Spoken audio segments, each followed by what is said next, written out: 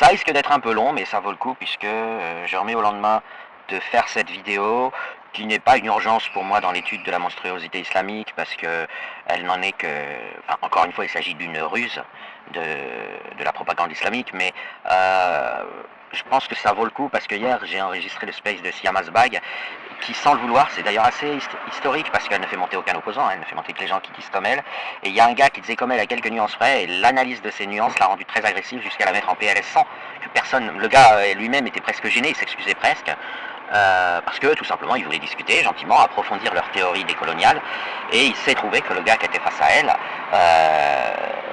a sans le vouloir détruit le raisonnement décolonial, pour la bonne raison que c'est un raisonnement de guerre, c'est-à-dire que c'est un raisonnement non pas construit pour convaincre les gens, mais construire pour mobiliser des troupes, pour rendre guerriers des lacostéennes en leur disant c'est comme ça qu'il faut défendre l'islam, c'est comme ça qu'on va conquérir le monde. Et du coup le gars qui était en face, qui était peut-être plus sincère et moins sincère dans le sens opposé à militant, plus dans la réflexion sur le vrai et non pas sur l'efficace, a sans le vouloir mis Siam Asbag en PLS, lui a fait avouer que ça la gênait pas de tuer des blancs, que ça faisait partie du jeu de la guerre, etc. Mais en fait elle s'est aperçue qu'elle allait le dire à l'antenne, et elle peut pas savoir qui l'enregistre pas, en l'occurrence j'étais là, donc elle a été obligée de s'arrêter et elle savait plus quoi dire.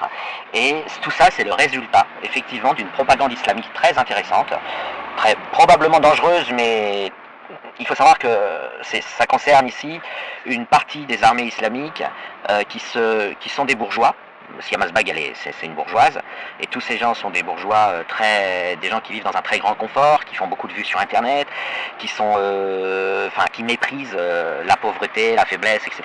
Et donc c'est une, je sais pas comment dire, c'est une branche de la propagande islamique qui est ce que nous on appellerait, ce qui pourrait s'appeler dans les livres d'histoire, les précieuses ridicules.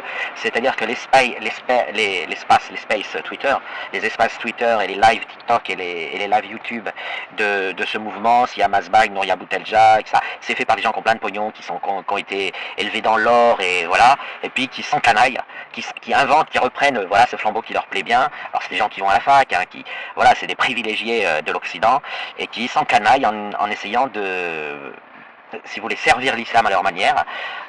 Et donc ils se sont alliés au LGBTisme. Ils sont des périphériques du parti LFI et de l'extrême gauche, enfin de cette gauche qui s'est modifiée. C'est pas, vous avez une autre partie de l'islam qui prend de plus en plus d'importance, anti-femme, hein, pro-taliban, pro-islam radical, pro-Al-Fawzan, qui ont par exemple cette autre partie de l'islam. Là, je parle pas de Siam Asbag, je parle de l'autre partie justement, qui ne supporte pas qu'une femme monte dans un space et s'exprime, par exemple défendu par quelqu'un qui fait des spaces tous les jours, Jean-Louis Denis, qui a un fan club quasiment plus important que Siam Asbag sur les spaces Twitter, qui récite le Coran, qui dribble pas, il invente pas un islam rose, et cette partie-là de l'islam. Donc lui, il a défendu sans se cacher, il a dit c'est bien que l'Irak réautorise le viol des fillettes. Alors il n'a pas dit viol, il dit mariage des petites filles, mais voilà, tout le monde sait très bien que quand tu te maries avec une petite fille, tu vas la violer et t'es un pédocriminel, quoi. Mais lui, il dit non, voilà, c'est l'islam, on n'a pas à se laisser intoxiquer par les valeurs occidentales. Et cette partie-là n'est pas copine du tout avec les actions de Siam Asbag. Nouria Boutelja, elle est encore un petit peu à part parce que Nouria Boutelja, elle est pro-Mohamed Merah, elle a écrit un livre dans lequel elle dit je suis Mohamed Merah, et elle a récemment donné une interview dans laquelle elle explique que jeter les homosexuels d'une tour, c'est une des règles de l'islam, les homosexuels que les attrapent et tu les jettes du haut d'un immeuble, ils vont s'écraser en bas, ça fait partie de l'islam, ça n'a pas à être discuté, c'est une révélation. Et donc Nouria Boutelja, elle est plus franche, plus méfiante, mais on ne sait pas quel jeu elle joue. Elle n'est pas non plus... Enfin, je veux dire, Jean-Louis Denis ne va pas la faire monter en space en disant voici mon allié de combat Siam Asbag. Je pense que Jean-Louis Denis, puisque c'est une des références avec Aboudou, avec Colonel Abou Rayhan, avec tous les actifs, enfin les gens qui font autorité sur les space Twitter en islam, parce qu'il n'y a pas, en islam, il n'y a pas de vérité absolue. Il y a des gens qui sont actifs et des gens qu'on n'entend pas, et puis ceux qui font la taquilla. Voilà, donc j'insiste bien sur le fait que dans cette invention de la théorie décoloniale, il y a des gens qui sont moins dangereux que Jean-Louis Denis, que Daesh, que les talibans, parce que premièrement, ils proviennent des zones très riches de la société, très privilégiées. C'est pas le genre, voilà, ils disent on va aider les pauvres, mais de loin, quoi. Voilà, ils parlent pas aux pauvres. Vous voyez, ils disent c'est une cause, et pareil, elle l'a dit de manière cache et carrée, les petits blancs qui sont pauvres, c'est quand même des colonisateurs, etc. Enfin, voilà. Donc vous avez ce mouvement qui est un mouvement en fait, plus ou moins qu'à infiltrer les universités au service de l'islam. Ils ont dû dire à leurs alliés, je sais pas comment ils se téléphonent, hein, je suis pas, voilà, je les ai pas placés sur écoute.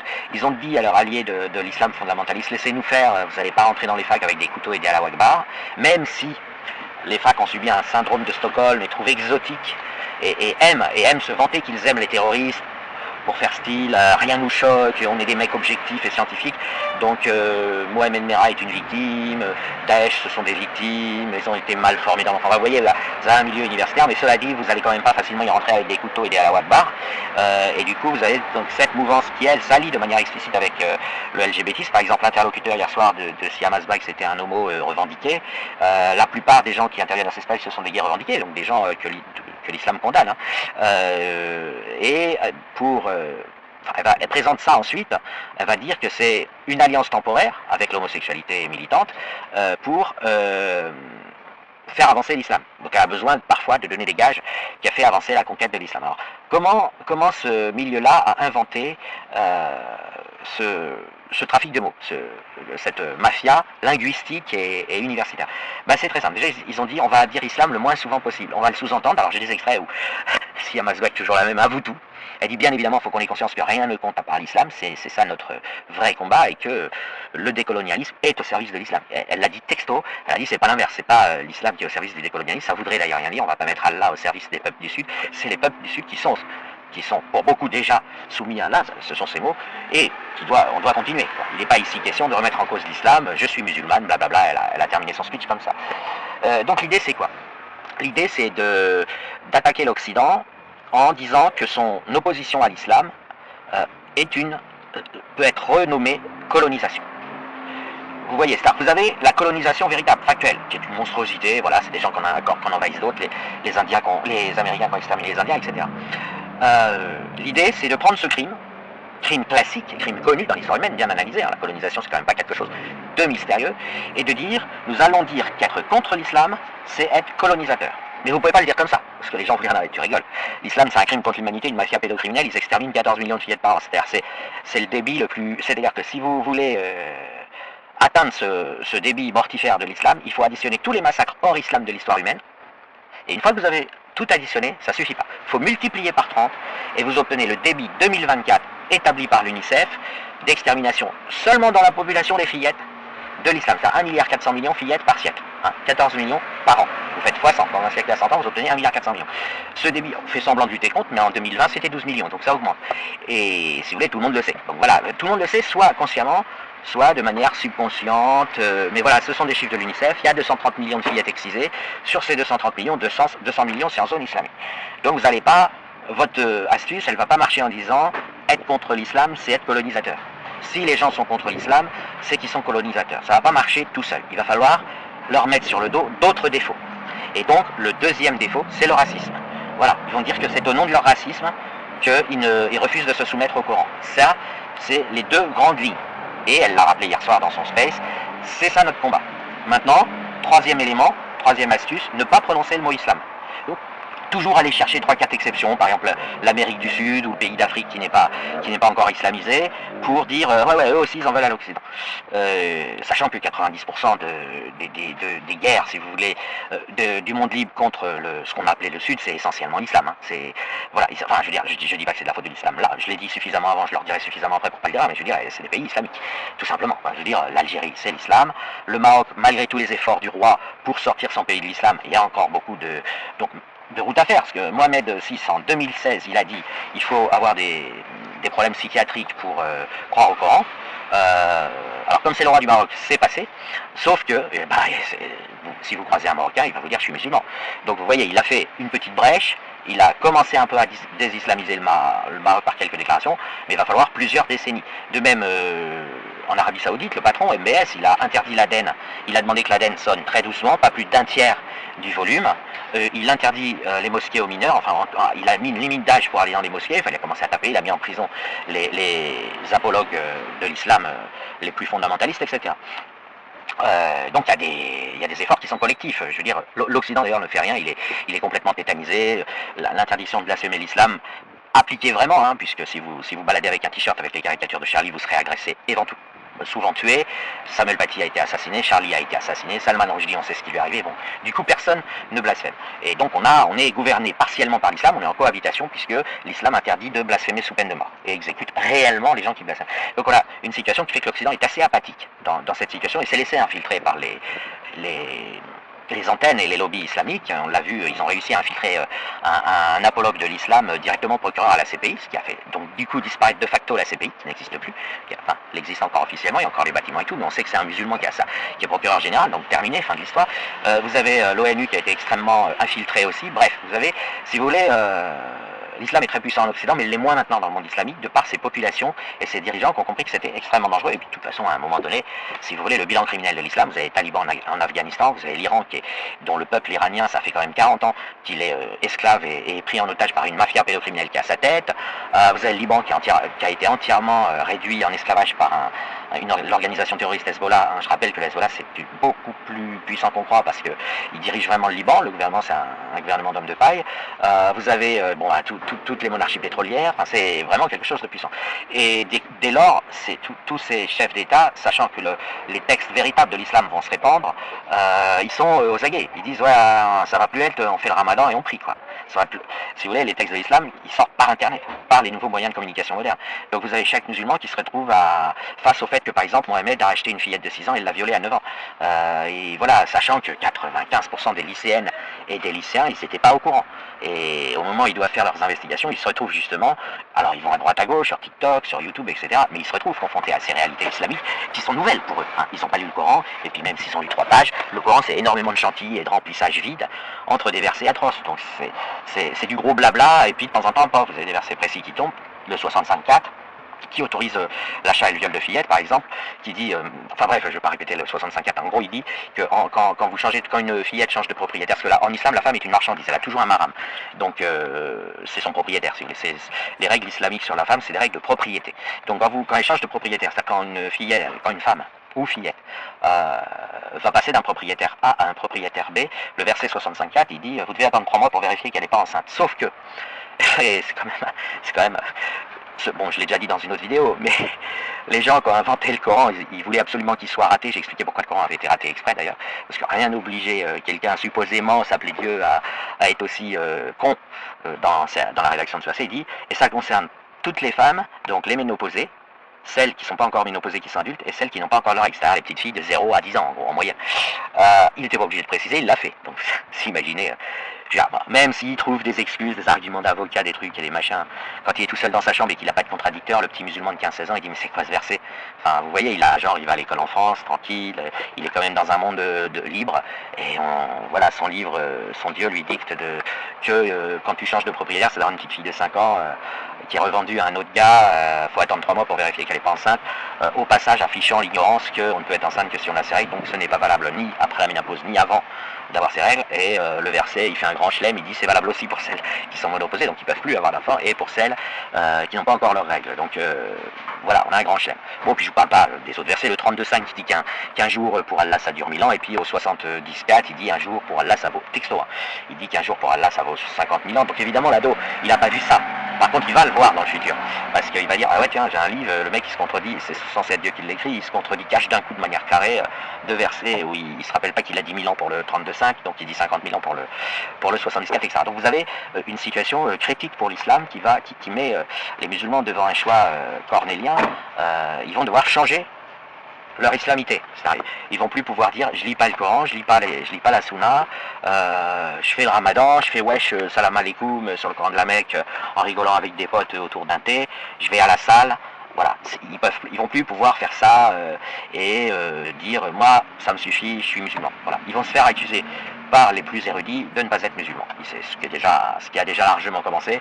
Ils se sont déjà largement takfirisés, sans parler du fait que le djihad déguisé en criminalité lacostéenne, ça commence à chauffer un peu les patrons qui disent c'est des agités en fait. Ils sont contents qu'ils soient dissidents anti-Occident, si vous voulez. Ils sont contents que ces Lacostiennes soient des criminels et barbares, et violent des filles pardon, en tournante, etc. Mais pas si contents que de les voir passer à la télé, dire nique ta mère, je mange tes morts, etc. Ils sont pas très contents de voir ça parce qu'ils se disent, s'ils sont capables de dire ça, est-ce qu'ils vont ensuite nous obéir dans le djihad. Eux aussi s'inquiètent de la bonne discipline, même si c'est pas pour les mêmes raisons, ils s'inquiètent de la bonne discipline des ados qu'ils ont hyper masculinisés pour les formater au djihad.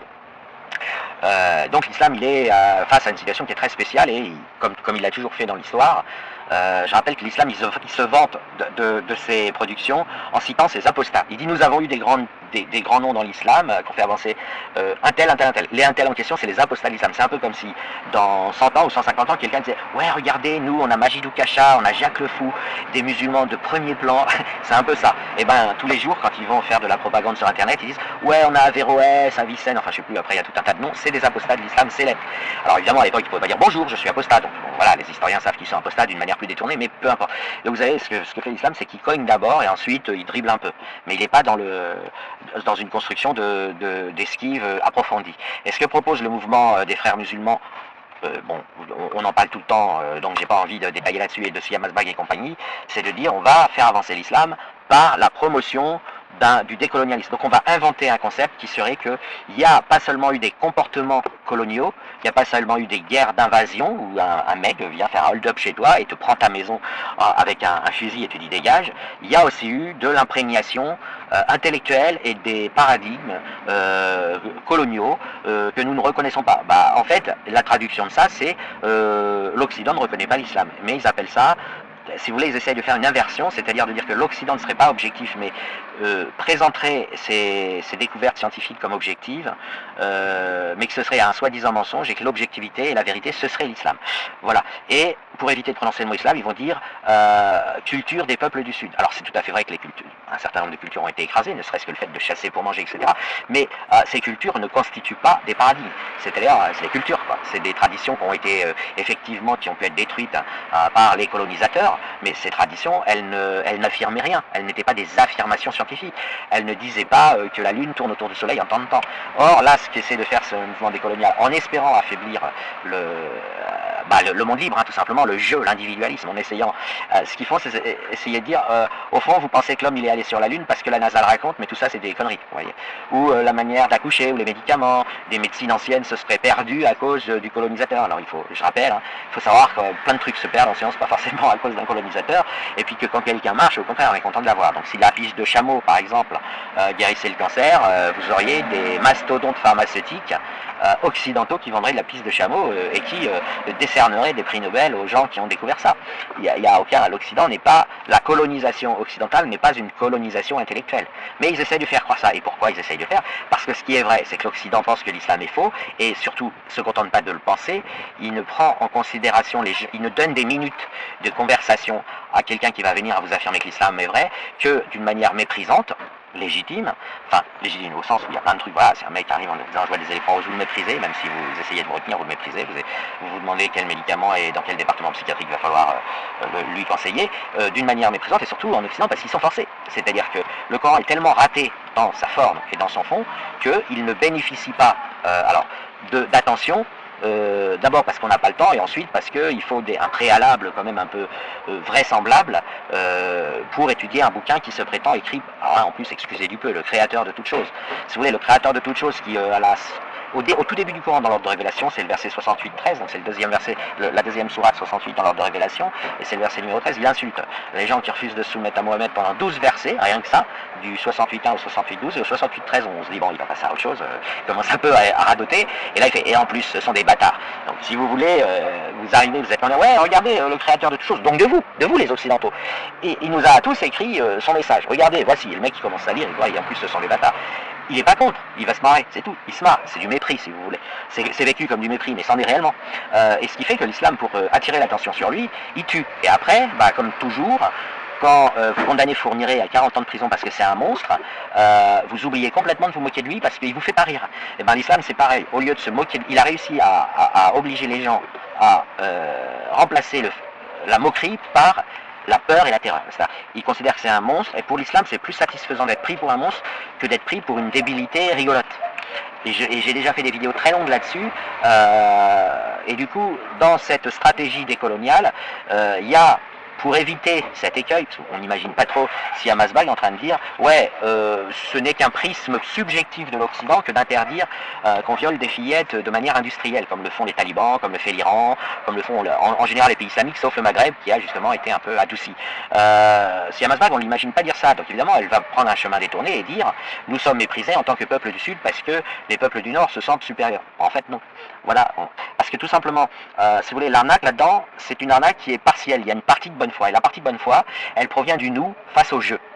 C'est-à-dire que vous êtes sûr, de par la contamination à l'islam de ces cultures, qui d'ailleurs, entre parenthèses, ont été écrasées par l'islam, je veux dire, le Maghreb n'avait pas vocation à devenir islamique, ils ont été envahis par les Arabes, mais les Arabes, ils ont fait les choses d'une manière complète, c'est-à-dire en plus de les forcer en disant à genoux je tire, ils leur ont lavé le cerveau, c'est-à-dire ils ont injecté le poison islamique dans les cerveaux, et les esclaves, ils les castraient, ce que faisait pas l'Occident. L'Occident, quand il esclavagisait, c'était de l'esclavage, avec mort, avec punition, éventuellement torture, mais si vous voulez, le monde arabo-musulman, la traite arabo-musulmane, elle a été beaucoup plus massive, mais surtout beaucoup plus barbare. Ils castraient leurs esclaves, c'était une boucherie, et ils les capturaient, ils partaient à la chasse aux esclaves, ils les capturaient, et ils étaient fiers, alors que l'Occident n'a jamais été fier de pratiquer l'esclavage, et il l'a aboli dès qu'il a été forcé de s'en justifier, parce que il a dit ouais, c'est un peu la honte, quoi. Le monde arabo-musulman continue d'être fier de l'esclavage et regrette que ça ait cessé, sauf évidemment les musulmans occidentaux qui récupèrent dans l'Occident leurs valeurs humaines. Donc ce qui se passe, c'est que le mouvement décolonial va pointer, va chercher à recenser tout ce qui a été perdu, pas du fait de la colonisation, mais du fait tout simplement du progrès technologique et scientifique de l'humanité tout entière. Vous avez des tas d'Indiens, l'Inde, c'est pas spécialement un monde de blancs, des tas d'Indiens qui envoient des satellites maintenant, qui ont récupéré les brevets, la Chine pareil, le Japon n'en parlons même pas, la Corée du Sud, et même l'Afrique du Sud, voilà, vous avez eu un monde scientifique qui s'est développé un peu à côté et qui implique la Terre entière, avec de grands mathématiciens venant de tous les pays, dont des Indiens, justement, certains Chinois. Par exemple, il y a un théorème en maths qui s'appelle le théorème chinois, bon, il est respectable, voilà, et cette science a perdu plein de trucs, elle a perdu, voilà, n'a pas. Mais puis après il y a le capitalisme, il y a le libéralisme, qui évidemment lui n'a rien de scientifique, mais a conduit à abandonner des choses qui ne rapportaient pas à leurs exploitants, etc. Et d'un certain point de vue, on peut dire que oui, si on considère le libéralisme comme une doctrine, et là ce n'en est pas une, c'est une absence de doctrine, c'est une mollesse le libéralisme, si vous voulez, on peut dire que ça a contribué à la disparition d'un certain nombre de choses, mais c'est vraiment une tromperie que de faire croire que l'islam serait parti avec l'eau du bain, alors que c'est un peu l'inverse. L'Occident assume, même s'il ne le dit pas, ça c'est regrettable, il le dit que quand Israël risque de se faire totalement exterminer par son environnement islamique de 300 millions de musulmans, mais sinon il en parle peu. L'Occident c'est l'inverse, c'est-à-dire l'Occident il dit explicitement qu'il ne veut pas d'islam et qu'il résiste à l'islam, et qu'il résiste à ce qu'il considère comme un monstre, même s'il le dit de manière diplomatique. Et ce n'est pas la disparition, je sais pas, par exemple là le tweet qui m'a inspiré cette longue vidéo, parle des Mayas, mais la disparition des Mayas ne résulte pas d'un processus volontaire, calculé. C'est par contre la poursuite des pédocriminels islamiques, la dénonciation des talibans, c'est volontaire et c'est conscient.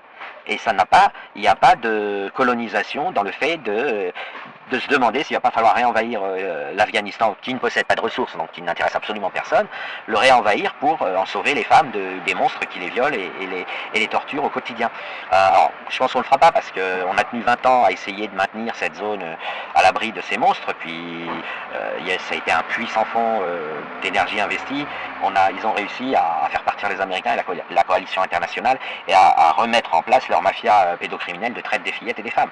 Et l'Occident, il a jeté l'éponge, il a dû dire. Ils ont passé des coups de fil à la Chine en disant maintenant c'est à vous.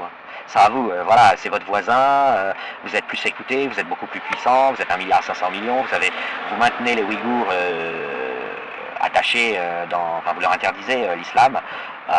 C'est vous les Chinois qui avez vocation. Ce à quoi les Chinois ont répondu on vous emmerde, on fait ce qu'on veut, très probablement, sachant qu'ils n'ont pas que comme voisin l'Afghanistan, ils ont aussi comme voisin le Pakistan. Donc voilà, le Pakistan qui est la seule puissance nucléaire islamique et qui est un sujet d'énorme inquiétude pour le monde, puisque au moment des caricatures, une grosse partie, 15% en fait, de la population pakistanaise, voulait envoyer des bombes atomiques sur l'Occident en disant qu'il faut les empêcher de critiquer Mohamed. Donc la Chine, je sais pas, bref. C'est conscient, c'est voulu. Appelez ça de la colonisation si vous voulez, vous savez, mettre un mot sur quelque chose, n'importe qui peut mettre n'importe quel mot sur n'importe quoi. Mais la lutte contre l'islam, contre l'affirmation islamique que le Coran c'est la parole de Dieu et que la charia ce sont les ordres de Dieu, elle ne résulte pas d'un esprit colonisateur subconscient dont les blancs, comme dirait Siam Asbad, que les blancs utilisent de manière réflexe et pavlovienne, enfin de manière à l'insu de leur plein gré sans savoir, qui seraient des colonisateurs sans savoir. On est, si vous préférez les mots, on est des colonisateurs en le sachant, on ne veut pas d'islam et on ne considère pas que l'islam mérite même et qu'on y consacre des heures à débattre, on considère que c'est une maladie et que c'est une maladie grave et qu'elle pourrit la vie des pays ensoleillés, sauf, et encore, il y a des métastases pas mal en Amérique du Sud, que l'islam est un mécanisme, si vous voulez, une maladie qui risque même d'atteindre tous les réseaux criminels américains du Sud, puisque l'islam a le monopole maintenant de la criminalité mondiale. Il reste quelques concurrents, mais globalement, il a réussi à évincer tous les patrons catholiques des mafias mondiales et des organisations criminelles mondiales. La vocation de l'islam, c'est de commander le crime mondial, puisque c'est la masculinité islamique, si vous voulez. C'est le cœur nucléaire de l'islam, c'est ce culte du masculin, parce que ça les empêche d'apostasier, tout simplement. En fait, je veux dire, si vous retrouvez une perception équilibrée et que vous avez une vue en couleur, vous voyez que le Coran c'est écrit par un individu qui a au moins un handicap mental spectaculaire, c'est que il est tout en masculin. C'est un gros velu, c'est un gros bestiau. Et ça, c'est quelque chose que il n'y a pas besoin que des apostats ou des islamo-critiques vous le disent. Vous le voyez, ça sent fort, ça sent le mal, ça sent le slip de mec. Le Coran, ça pue le mec. C'est des expressions de mec, c'est une façon de penser de mec. Et puis pas des bons mecs, vous voyez, pas du gentleman, pas du mec non, du sale, du déchet, quoi. Et donc, comment voulez-vous que les gens qui souhaitent préserver l'islam, soit parce qu'ils y croient, parce qu'ils ont peur d'aller en enfer, ce qui représente quand même une partie importante, hein, ils ont une peur mais absolue de brûler vifs éternellement après leur mort, et ça génère énormément de leur comportement maladif, mais soit pour des raisons plus honteuses, moins avouables, de préserver une vue en noir et blanc et de ne pas être humilié en étalant son incapacité sexuelle, parce qu'ils ne sont pas attirés par les femmes de la bonne manière, ils ne savent pas leur faire l'amour, et donc il y a une pression continuelle pour essayer de cacher ça. Vous voyez, la femme elle doit obéir à l'homme, bah ouais, de toute façon elle va pas, elle n'est pas consentante a priori, ou pas tout le temps, c'est compliqué, donc il faut taper, il faut mettre des coups de pression, toute cette toxicité et ce caniveau de la pensée, il ne relève pas d'une argumentation rationnelle, difficile. Il est qu'un musulman qui vit en Occident, il y est directement confronté. C'est-à-dire, il a besoin de personne. Ça sent le pénis, ça sent le sexe mâle pas lavé. Il sent l'odeur en lisant le Coran, on sent l'odeur. C'est de la chaussette sale de vestiaire de foot. C'est Mbappé qui a quitté ses chaussettes après un match. C'est ça c'est l'odeur du Coran. Il n'y a rien. Le soi-disant créateur de toute chose qui a créé la Terre entière, vous avez l'impression qu'il a totalement oublié ce qu'il avait fait quand il a créé la partie féminine du monde. Et quand je dis partie féminine, au sens étendu, abstrait, y compris dans l'univers, voilà, vous dites, le mec, il a créé les femmes, il se rappelle pas ce que c'est une femme. Il parle, t'as l'impression, il dit le mot femme, mais t'as l'impression il en a jamais vu de sa vie, et tout. Ça, je dis, ça sent le bestiau. Et donc, ça c'est immédiat. C'est pas quelqu'un m'en parle et je m'en rends compte. Non, c'est immédiat, c'est ressenti. Et donc vous avez un processus, c'est la personne avec elle-même, le petit musulman de cité avec lui-même. Et c'est comme ça qu'il va se retrouver avec des TN dégueulasses, des chaussettes et cette ère d'être tout, ce culte du pyjama, ce culte de la babouche dégueu, de la barbe dégueu. C'est pourquoi on en arrive à un goût pour ces trucs dégueux, parce que sinon, vous vous éloignez du Coran. Mais pas de son message de fond, mais de cette odeur qui dégage, cette odeur réduite, cette odeur de... Votre vie se situe dans un slip. Et voilà, donc vous voyez que le mouvement décolonial qui souhaite faire, c'est une inversion, il souhaite dire, voilà, nous avons notre paradigme, et vous avez un paradigme qui est opposé, nous devrions les confronter à égalité. C'est ça. Et c'est pour ça qu'ils vont dire, on va pas parler d'islam, on va parler de peuples du Sud. Sauf qu'il y a combien de peuples du Sud décoloniaux non islamiques, vous prenez, c'est quand même assez facile à étudier, vous prenez les statistiques mondiales, c'est le même pourcentage qu'en France ou qu'en Angleterre ou qu'en Suisse, c'est-à-dire c'est pas le fait d'être du Sud ne change rien. Voilà, vous avez autant de décoloniaux dans la totalité, hors islam, je parle, hors islam, vous avez autant de gens adeptes du décolonialisme qu'il y en a au Canada. Voilà. C'est-à-dire, c'est du LFisme, c'est de l'islamo-gauchisme, c'est de l'anticapitalisme. Mais il n'y a pas un supplément. Voilà. Ils ont envahi les facs, ils existent socialement avec leur montage, leur délire, parce que c'est vrai que sortis de la vraie science, le CNRS et les instituts universitaires à travers le monde ont créé un espace de vie pour les gens littéraires, en les payant, voilà, du moment qu'ils écrivent des longs textes, que ça n'a pas l'air trop d'avoir été écrit par un CAP coiffure, mais il n'y a pas de critères scientifiques, il n'y a pas de travaux au sens propre. Ils envoient une bande d'étudiants faire un sondage et puis ils prennent, voilà, et puis ils habillent ça avec 10 pages de blabla. Donc, cette notion de décolonialisme, elle existe bien, mais vous ne pouvez pas faire comme si elle n'émanait pas, comme si elle n'était pas essentiellement un outil de conquête de l'islam par des pro-islam, enfin par des soldats de l'islam, des musulmans hein, tout simplement, qui ont en tête leur islamité au moment où ils construisent ces arnaques. Voilà. Vous n'avez pas vraiment de décolonialisme qui serait non islamique. Voilà, ça. Pourquoi? Parce que c'est un mensonge à jonction. Avant d'être un mensonge, c'est un mensonge à jonction. J'ai fait une vidéo complète là-dessus. Le mensonge à jonction, il n'a pas cette forme qu'a le mensonge où on essaye de convaincre l'autre. Là, on essaye d'écraser l'autre. C'est-à-dire, on essaye de lui inventer des fautes morales. C'est-à-dire, il n'est plus dans la situation de devoir être convaincu, mais de recevoir l'ordre de croire, et même pas de croire, mais l'ordre de simuler qu'il croit, parce que sinon, il va lui arriver quelque chose de guerrier.